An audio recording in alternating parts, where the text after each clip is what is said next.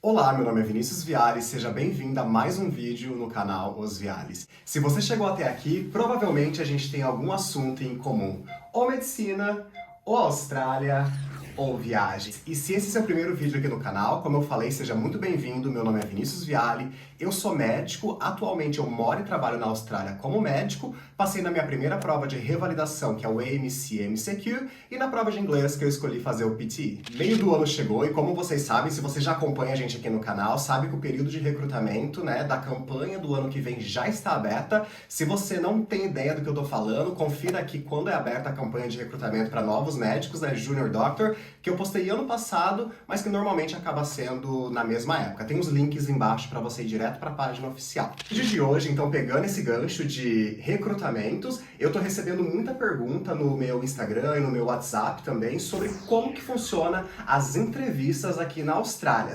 Algumas dicas, como que foi a minha experiência, e agora que já faz mais de 5 meses que eu tô trabalhando aqui na Austrália, eu já fiz algumas entrevistas, ano passado eu fiz 3, esse ano eu fiz 3, então acho que agora eu posso gravar esse vídeo contando como que é uma entrevista médica aqui na Austrália e dar algumas dicas e sugestões do que eu achei que foi importante pra mim, tá certo? Mas antes, a vinheta.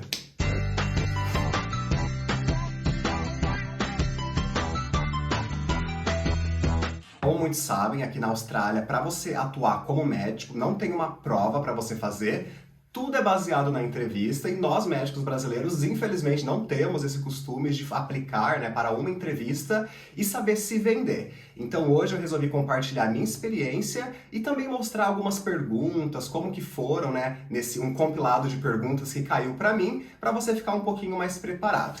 Então, para começar, quando você aplica para uma vaga de Junior Doctor aqui na Austrália, você faz todo o protocolo lá online, tem mais vídeo aqui no canal explicando passo a passo de como você candidata para essas vagas, e lembrando que você tem que ter passado na tua primeira prova, que é o AMC MCQ, e na prova de inglês, que é o PT, pelo menos. Se você passou no Clinical, melhor ainda, suas chances aumentam muito.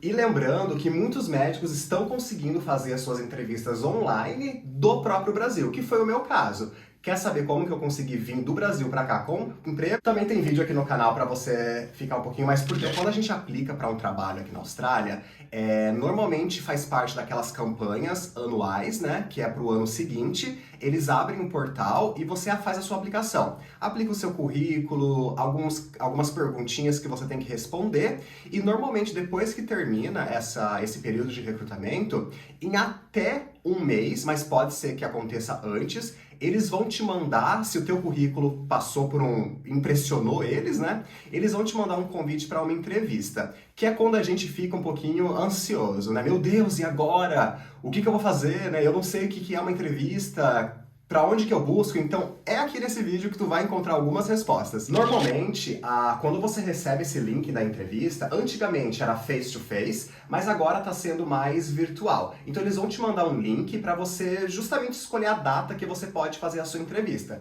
Normalmente as entrevistas, elas não acontecem muito longe do convite. Normalmente é no período ali de uma semana até uma semana para você fazer essa tua entrevista. Então assim que você conseguir marcar a sua entrevista, eu vou te passar alguns passos e dicas de como foi para mim, para poder ter algum sucesso, Ou para diminuir pelo menos a minha ansiedade. Então, quando você é chamado para uma entrevista, a primeira coisa que você tem que separar é a sua documentação. Normalmente eles pedem um critério, que eles trabalham com score mínimo 100. O que é isso? Normalmente você tem que apresentar um passaporte, que no caso o meu é o brasileiro. Eu apresentei a minha CNH, que é a minha carteira minha carteira de motorista, que eu tinha traduzido, porque se vocês acompanham aqui, sabem que a gente deu entrada com visto de estudante, mas se não, dá para você pelo menos tentar apresentar a sua carteira nacional, e eu apresentei meu certificado de casamento. Isso acabou dando lá os meus 100 pontos. Mas se você não tiver nenhum desses, eu vou tentar deixar aqui embaixo uma lista de quais documentos que precisam,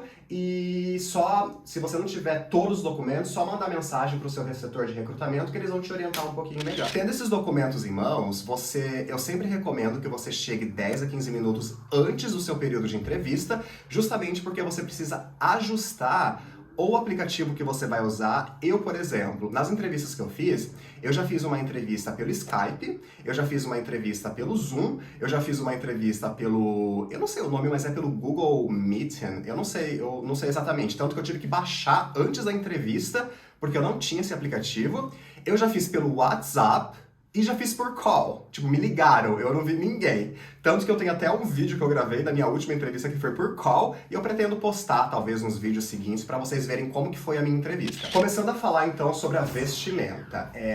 Eu, basicamente, usei camisa social para homem, né? Eu acabei usando camisa social. Mulher também pode usar uma camisa social, não tem problema. Eu usei uma gravata em todas, porque eu fiz aquela virtual. Talvez, tem médicos que quando aplicam para vagas mais importantes, assim, de, sei lá, de treinamento mesmo, que eles vão de blazer. Não tá errado se você for de blazer. Só que eu achei too much, assim, pra minha entrevista em casa, entende? Deu certo, não reclamaram, não falaram que estava errado. Então eu acredito que, assim, uma camisa social, uma gravata até pra fechar aqui o colarinho, sabe? Então, pra ficar um pouquinho mais sério, porque se eu fecho aqui, fica uma coisa muito trancada, mas se eu coloco uma gravata, eu acho que já quebra um pouquinho, já fica mais tranquilo. Pra mulher eu já não consigo dar tanta dica, mas assim, eu acredito que seja pelo que eu converso com as minhas amigas, tentar, né, ir com uma imagem mais profissional, seguindo o seu estilo, mas uma imagem mais profissional. Eu acredito que a postura frente ao entrevistador é extremamente fundamental. A gente sabe que em muitos lugares eles gostam de brasileiros porque a gente é carismático, então as minhas entrevistas que eu fiz nunca foi extremamente séria, sempre tinha um período de gargalhada e riso, um pouco descontraído, e eu me deixava me levar. Então assim, quando eu queria dar risada, eu não fazia piada, mas às vezes eles faziam, então quando eu queria conversar, dar risada, eu dava risada, sempre com um sorriso no rosto, mostrando que você quer muito aquela vaga, agradecendo. A primeira coisa que eu sempre faço é muito obrigado pela oportunidade de me dar essa entrevista. Tenho me preparado há muito tempo por essa vaga, acredito que eu preencho todos os critérios e blá blá blá blá blá blá blá. Então sempre aquele sorrisão no rosto, mostrando simpatia, porque isso cativa eles. Lembrando que eu sempre falo para meus colegas que a gente está aplicando para a vaga de Junior Doctor. Isso significa que a parte médica, óbvio que eles esperam o mínimo de você, só que eles não esperam que você saiba manejar tudo.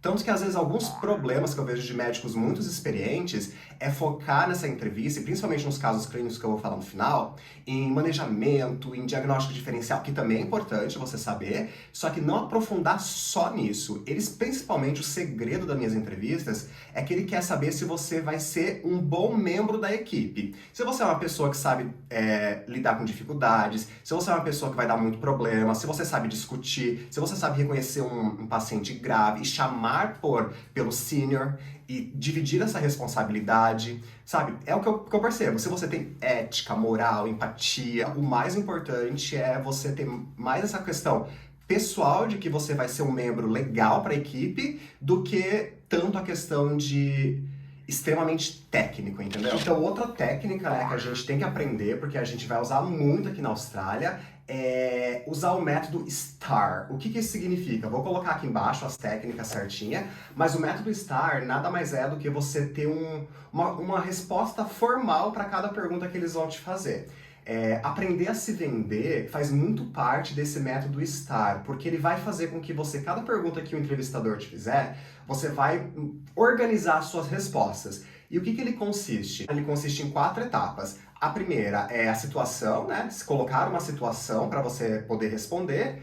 A segunda é o problema que você encontra nessa situação. A terceira, que é como você responde a esse problema. E a quarta é o que você aprendeu com isso. Então, para toda resposta que você dá, o método STAR ele é extremamente fundamental. Como eu falei, aprender a se vender é extremamente fundamental para qualquer trabalho na Austrália, não só para médico. Saber as suas qualidades e os seus defeitos faz com que você fique um pouquinho mais seguro durante a entrevista. Então, assim, é muito difícil, eu sei, para nós brasileiros, falar assim, eu sou bom nisso, eu sou bom naquilo. Só que para a Austrália, eles vão querer saber de uma forma não tão prepotente, sabe? Eles vão querer saber, tá, o que você sabe fazer, o que você é bom. Então, se você tem anos de experiência, sei lá, em UTI, vale a pena você enfatizar e falar assim, durante muito tempo, eu trabalhei no setor de UTI, no hospital, manejando pacientes graves, tenho experiência nisso. E a questão postural também, né? Então, assim, movimentar a mão quando tem que fazer, tem que falar,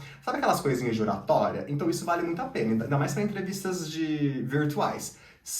A postura, sempre ereta, nada tipo assim, eu sei que a gente fica morrendo de medo de entrevistas, só que assim, engole seco, estufa o peito e uma postura de receptiva, simpática, sorrindo, falando, gesticulando quando preciso, mostrar que você é uma pessoa relax, né? Por mais que às vezes a gente não seja todos os dias, mas mostra que é uma pessoa tranquila, relax e que sabe o que tá fazendo. Outra dica muito importante, eu vou falar algumas perguntas logo logo do que caíram pra mim, só que é você meio que pegar umas perguntas genéricas e meio que decorar pra poder usar estrategicamente. A gente vai estar nervoso, a gente vai estar inseguro, então às vezes eles vão jogar às vezes uma pergunta para você falar. Então, por exemplo, por que você está aplicando para essa vaga? Você pode usar muitas respostas aí, não é simplesmente falar assim, eu estou aplicando para essa vaga porque eu preciso dela para me tornar médico na Austrália. Não, é falar assim, eu estou aplicando para essa vaga porque como médico internacional eu preciso passar por algumas rotations para conquistar a minha General Registration e todas as habilidades que eu tenho no Brasil, eu já trabalhei em emergência, já trabalhei em medicina primária, já trabalhei em UTI, tudo isso eu acredito que além de eu aprender, eu vou poder contribuir para o hospital e tenho certeza que eu vou ser um membro muito importante para o time. E o legal daquele método STAR que eu falei antes é você dar um exemplo. Por exemplo, desculpa.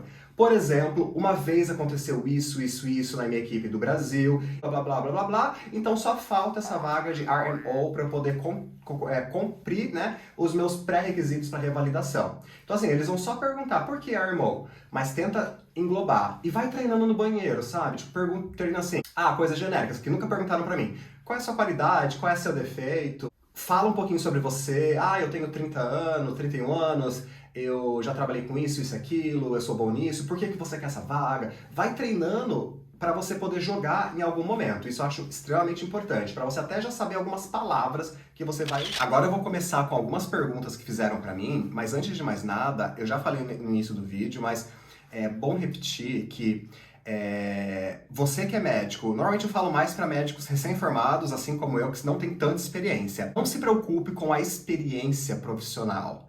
Óbvio que eles vão querer que você fale, que você saiba, você seja um médico seguro, sabe? Que você não pule etapas, que você saiba o básico de um departamento de emergência ou dependendo da área que você for.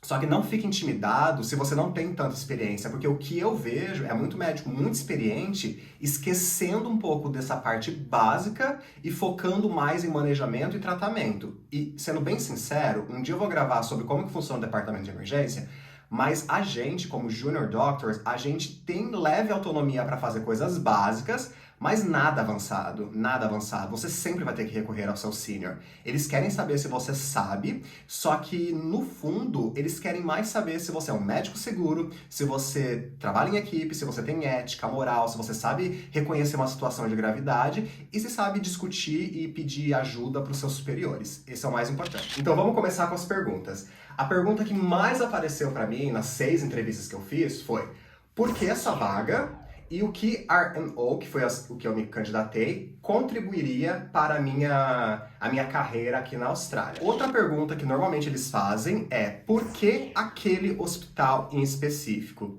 É uma pergunta difícil, mas normalmente as respostas que eu acabo dando são, principalmente se é de um lugar que eu já conheço, né? Porque eu já conheço a região, eu converso com pessoas do hospital, eles me falam como é interessante trabalhar aí, o hospital tem bastante oportunidade para eu crescer. Mostrar que você quer se envolver com a comunidade também é algo muito importante e muito legal a se fazer nessas entrevistas de emprego. Uma outra pergunta, né, que me fizeram foi eu citar um líder não médico ou uma pessoa não médica que eu admirava e por quê? Então é uma pergunta que às vezes pega você assim despreparado, mas vale a pena você se preparar e já pensar em alguma coisa usando aquele método STAR. Caiu também mais uma pergunta que foi: o que é ser um bom médico para você?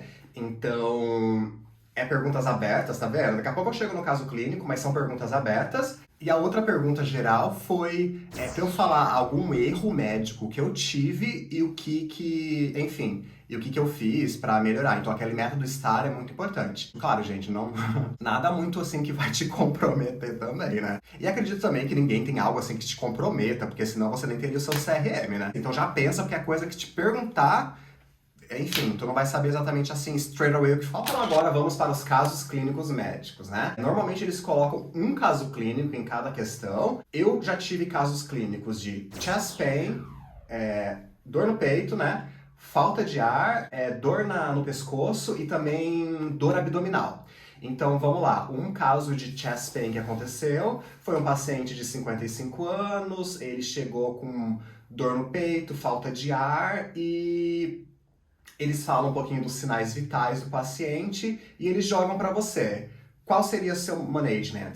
Então lembra que eu falei, muito importante, não vai já chegar e falar assim, paciente chest pain, vou pensar em infarto, dissecção de aorta, sei lá, pneumonia muscular, epigastralgia. Não, já começa, primeira coisa sempre é ser um médico seguro. ABCD, ver se o paciente está estável, pegar a história certinha, conversar com a enfermeira, ver se o paciente está com dor, solicitar, pegar os exames de sangue, se o paciente estiver instável, o que você vai fazer? Está saturando, oxigênio, pressão, volume, dor, remédio, vou pedir o eletro nos 10 primeiros minutos, vou pedir um raio-x de tórax, pegar quando tiver o resultado e discutir com o meu senior, sempre. Discutir com o meu senior, para poder ver como é um caso grave, né? Dor no peito pode ser crítico, então eu vou discutir com ele para o melhor manejamento do paciente. E no final, eu sempre falava um pouquinho dos diagnósticos diferenciais, né? Então eu vou pedir os exames de sangue, pensando nisso, e pegar o eletro e discutir com o meu senior para ver o que queria melhor, né? Uma coisa legal. Outro caso que não foi de falta de ar, mas normalmente falta de ar e dor no peito é meio que junto, assim.